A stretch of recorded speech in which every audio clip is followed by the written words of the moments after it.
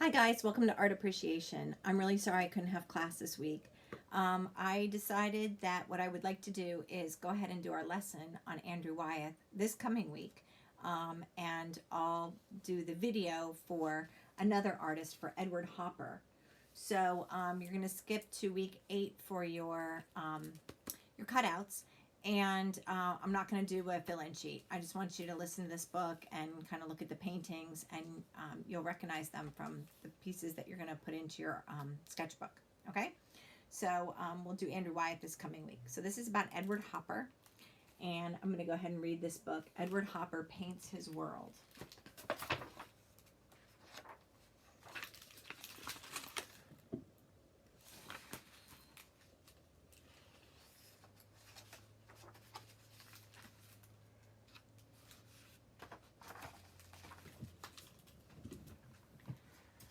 Little Edward Hopper had many dreams, but one dream was biggest of all. He was going to be a painter when he grew up. On the cover of his pencil box, he printed these bold words: would be artist. Edward drew and drew. He often gazed at the nearby Hudson River from his bedroom window, a drawing pad on his desk. Moving his pencil carefully, he would watch a sailboat or a seagull slowly emerge on the page. Magical. Sometimes he signed his youthful drawings like adult artists do, with his name in the lower corner. Edward Hopper. You can see it over here.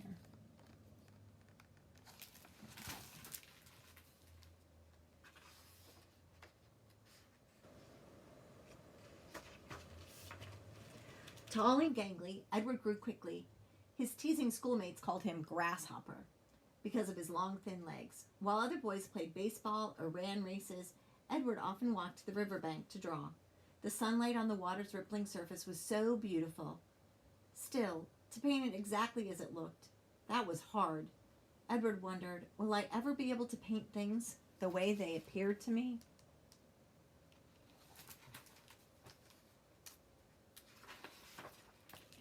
After high school, Edward set off for New York City to study illustration and painting. What an amazing time it was! The beginning of the 20th century. The great, lively metropolis buzzed with excitement and possibilities. Edward Hopper, filled with hope, felt he was becoming a real artist at last. He took classes. He studied. He worked. This is the Flatiron Building, by the way. It's in lower New York City on Manhattan. But to become the painter he wanted to be, Edward needed to learn even more. Paris called out to him. It was home to some of the world's most famous artists. Edward's trip to Paris opened a universe of new thoughts about painting. Always shy, he made few close friends on his travels. Yet he did make friends with many works of art, visiting museums and staring for hours at the pictures he found there. He took time to paint outdoors, too.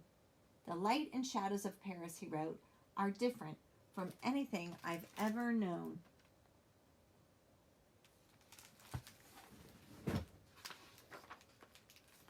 Brimming with ideas for pictures, Edward returned to New York. He took a job illustrating for magazines, where some of his illustrations won prizes. Even so, he wasn't happy drawing pictures that others told him to draw. He wanted to paint the subjects that moved him deeply. But how?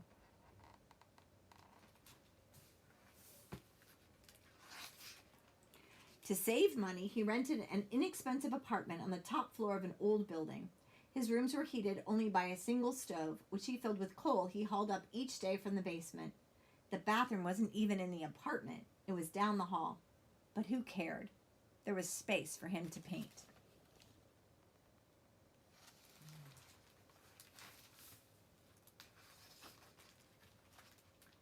America was changing, and Edward was eager to make art in a fresh, new American way. There was one big problem. No one wanted to buy his paintings. Still, he didn't give up.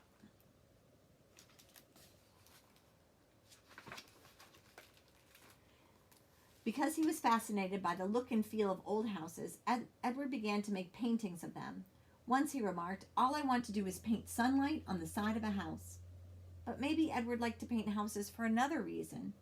Maybe houses in his paintings seem moody, quiet. Many houses in his paintings seem moody and quiet and alone.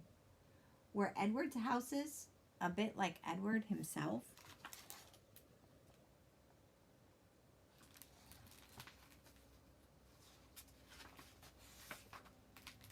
When he was nearly 42 years old, he married another artist. Her name was Jo Nivison. Years before, Edward and Jo had been fellow students in art school. Jo gave Edward love, encouragement, and support. She was the model for most of the women in his paintings. She kept a careful diary explaining how he created his work. And along with Edward, she loved reading poetry, going to plays, and watching movies. They worked together too. Sometimes they drove into the country where they painted in the open air. If the weather was bad, they even painted in the car.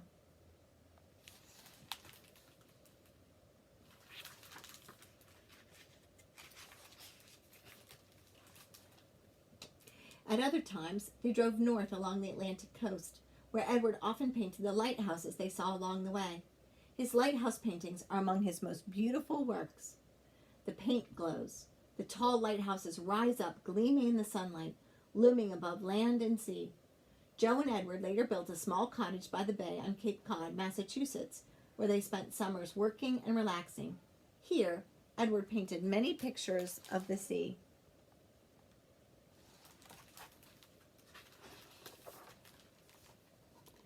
As he drove through the nearby countryside, Edward stayed on the lookout for scenes that moved him.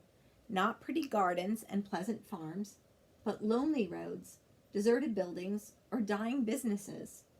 One painting, Gas, shows an isolated gas station. It captures the quiet emptiness that he discovered on his explorations.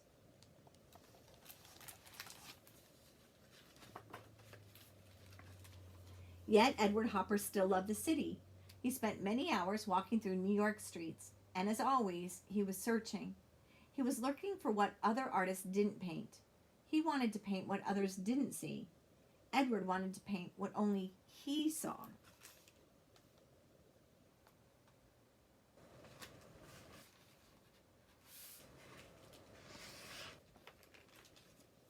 Wandering through the city, sketchbook in hand, he looked and looked. He saw faces staring out from upstairs windows. He saw a bored usher standing quietly in the lobby of a movie theater. He saw a weathered storefront in the stillness of an early Sunday morning. He brought his sketches back to his studio where he worked patiently. Sometimes he took weeks to complete a single painting.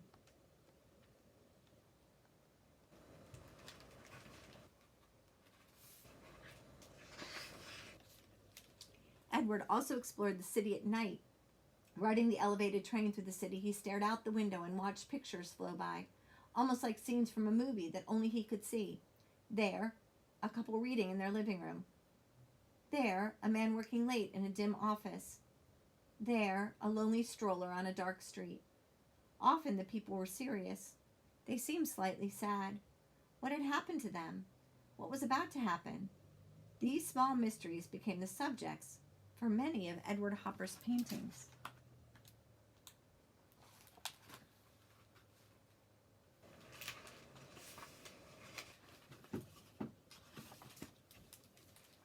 But Edward didn't just copy what he saw. His paintings often combined things he sketched on his travels. A cafe on a deserted street corner, customers drinking coffee, lost in thought, or dark shadows on an eerie green pavement. Starting with scenes and details like these, Edward used his imagination to create some of his best-known pictures. One famous painting shows solitary people sitting at a counter in an all-night diner. The painting is called Nighthawks. I was painting the loneliness of a large city, he later explained.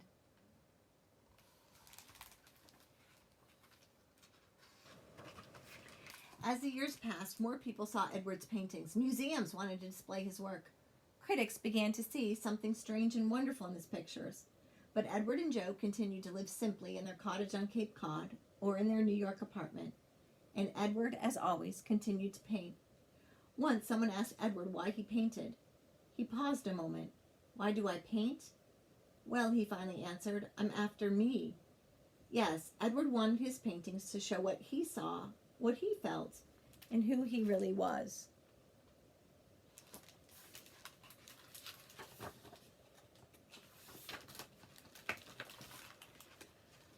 One of his last works is Sun in an Empty Room. We see a room with light pouring through a window, nothing more. All is calm, all is still. Was Edward satisfied at last? Whether it was lighthouses, people in lonely diners, or simply light on a wall, Edward Hopper had searched for, discovered, and painted his special world.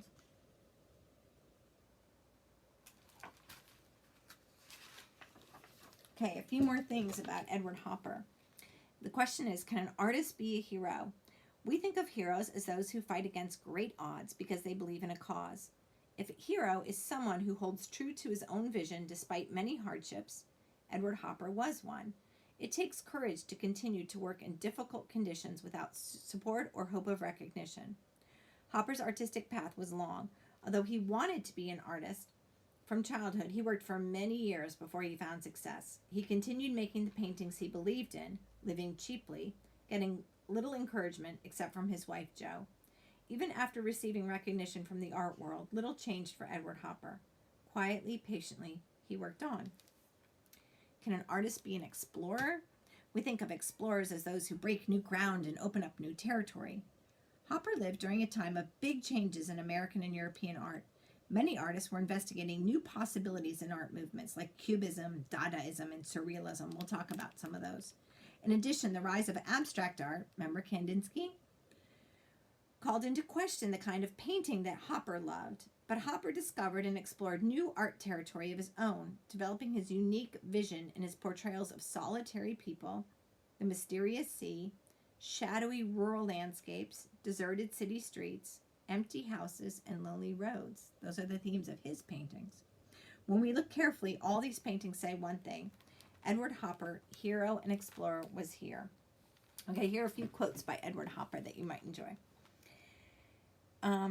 His wife actually said, sometimes talking with Eddie is just like dropping a stone in a well, except that it doesn't thump when it hits bottom.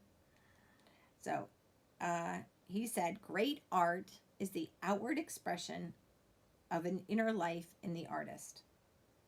He meant that a good artist is always trying to express in a picture what he or she believes is important in life. This is another quote by him. If you could say it in words, there would be no reason to paint. Okay, he's saying that a painting has its own special way of telling the viewer something about life and beauty, and that painting is a language of its own. In every artist's development, the germ of the later work is always found in the earlier. Okay, so I think we've seen this as we've seen painters develop. We see those themes. We see how their life has been shaped. And so what he's saying is all artists used and build on skills and thoughts they had earlier. Okay, so here are a few of those paintings, those famous paintings. And I think his paintings, I like them because they have sort of a dreamy quality to them. They're not quite realistic. They're not impressionistic. So this up top was Early Sunday Morning. This is Lighthouse Hill. This is Gas. That's kind of that lonely gas station. And this is Nighthawks in the city. So here are some ideas, and I hope you get a little time to sketch this week. So I wanted to give you 3 different choices. There are 3 sort of general themes in his work. Lighthouses was one of them, and I love lighthouses. And just sort of the hope and the beacon. Like I think they have kind of symbolic meaning as well, certainly for ships, and so that you know when you see a lighthouse you're close, and they also warn of danger. So you could draw a lighthouse, and that was one thought. There's all different kinds, so you could go online and Google, and you could draw some New Jersey lighthouses. There's just a bunch, and some are really close by. So that's one really good option. Another option is to draw a building. So he lived in New York, so you could Google some New York buildings. This Flatiron is really interesting because it looks like an iron, okay? Like it's a triangular building. You could do that, or you could do a different building. Draw the Empire State Building, or one of my favorites is the Chrysler Building. So that was a thought. And the third thought is he drew houses. He just drew singular houses. And so I don't know if there's a house near you that you like, and you want to try to draw a house. It looks, I think that looks pretty friendly. It looks a little bit like a lonely house, but it does still look friendly to me. I think because the sun is on the front of the house. So those are some thoughts of what to do that are Edward Hopper inspired. And again, his paintings aren't like super detailed, but they have a feeling about them. They have a mood about them that I always liked. And I lived in New York, and so I like his pictures, like the lady at the automat. I actually, when I lived in New York City, there was an automat down the street from me, and I thought of Edward Hopper and the automat and getting dinner at the automat. And you can be surrounded by a lot of people and still be pretty lonely. So I think that that was kind of an interesting thing where we're taking shelter in these places in the city to have a bite to eat, or like the Nighthawks painting where it's late at night but they're gathering, and it's kind of they're in their own little worlds there. So I think those are things that you could think about related to Edward Hopper. And it is sort of like in the actual painting there's nobody looking in, but it does feel like we're looking in on that scene. Okay, so that's Edward Hopper, and I will see you guys on Thursday for our regular class, and we'll be talking about Andrew Wyeth on Thursday, and happy sketching. I hope you have something to show me. Okay.